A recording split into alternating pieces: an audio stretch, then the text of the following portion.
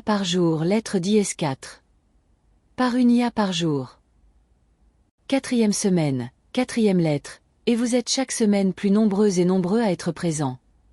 Avec le 950e article paru sur uneaparjour.fr. Un peu difficile de croire que l'on s'approche à grands pas de 1000, mais apparemment il est bientôt atteint. Émoticône, sourire. On en reparlera dans quelques semaines, mais d'ici là, le programme de cette lettre, les publications de la semaine sur le site, le focus et les lectures de la semaine.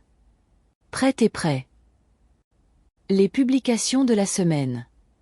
Cette semaine, de l'autonomisation, de la création et des modèles de langage. Next Browser pour automatiser des tâches web à partir d'une instruction avec la possibilité de programmer des actions récurrentes. https://www.duonoparjao/nextbrowser. Rémi pour centraliser et résumer vos newsletters en un seul endroit avec une livraison chaque matin. https://www.duonoparjao/remy. Rêve pour générer et éditer des images via un chatbot, avec une persistance des éléments et une édition fine des objets. https://www.duonoparjao/revy. Qwen 3 Omni pour créer du contenu multimodal, texte, images, vidéo, audio, modèle open source.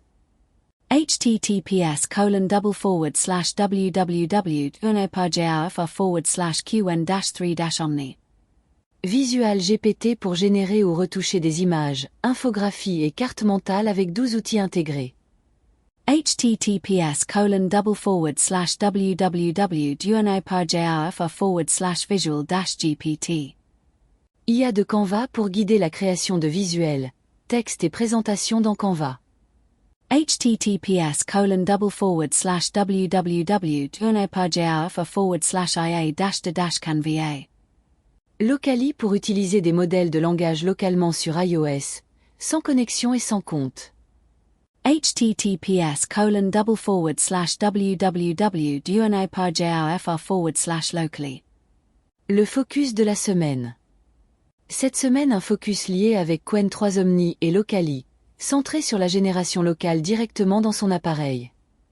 L'évolution des modèles de langage semi-ouverts et celle des appareils permet de plus en plus d'exécuter des modèles performants pour des tâches du quotidien complètement et efficacement en local, sans connexion Internet et en gardant la main sur ses données. C'est cette semaine Qwen 3 Omni et Locally, mais on avait déjà pu voir Pocket et ses différents modèles disponibles. Ces propositions sont bien sûr encore perfectibles, c'est toutefois l'occasion aussi de se poser la question de nos usages quotidiens. A-t-on toujours besoin du dernier modèle de langage pour chacune des requêtes que nous exécutons au quotidien? Lu cette semaine. 3 lectures cette semaine sur la thématique de l'IA et du travail. La voix IA de Lara Croft supprimée dans Tomb Raider après la plainte de sa doubleuse sur Numérama. Un post LinkedIn de Benoît Raphaël qui présente GDPVAL, une évaluation des modèles de langage sur des 1300 tâches authentiques réalisables par des humains. Présentation complète par OpenAI et donnée sur Hugging Face. Ces 2 lectures furent pour moi l'occasion de relire le dossier IA et Travail publié par Café IA en collaboration avec France Nom et Laboria. C'est fini pour cette semaine. Mais il reste le sondage de la semaine. Rendez-vous la semaine prochaine, même lieu et presque même heure. Parce qu'une IA par jour, c'est un article chaque jour sur uneaparjour.fr et une lettre par semaine directement dans votre boîte. Bonnes expérimentations. Bonne semaine et bien sûr partagez cette lettre et incitez à s'y abonner sans modération.